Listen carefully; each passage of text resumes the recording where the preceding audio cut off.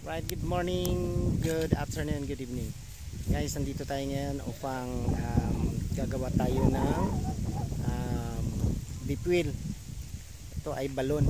Tawagin natin ay balon para makakuha tayo ng tubig na gagamitin for drinking at saka doon sa pwede natin gawing konting business.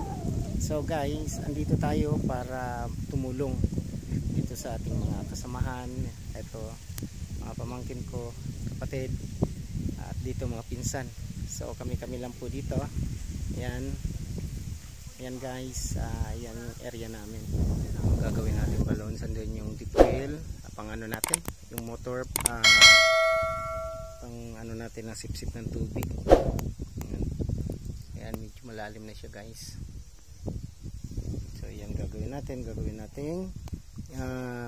iwo-walling natin, simento, concrete, para maging safety sa lahat ng mga kukuha ng tubig dito.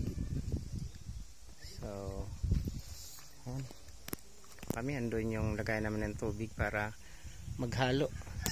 Dito kami maghahalo ng simento.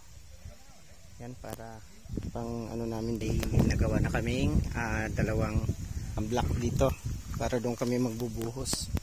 Ayan, magbubuhos kami dyan. So let's go.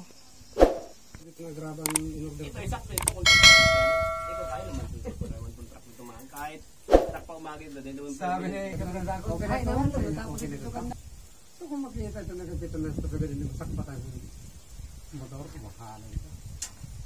Sabi ni Bebe, paano mo ko yan? Sabi ko madali na, di ba usad naman na project ko, mo dagdag mo tapos bakal ka dito dagdagan natin, sabi ko nga legit, di na in-estimate pa rin ba detail niya.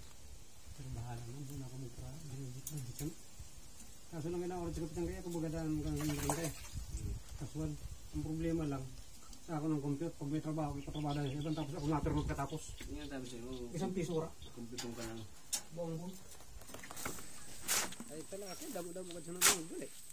Kala mo lang, simple lang Buti yan nag-reduce pa kita. Hindi, ang pangakano, kaya nag-awan na ako. Dito po, ano? Tawid ka. Ano nga, matangan.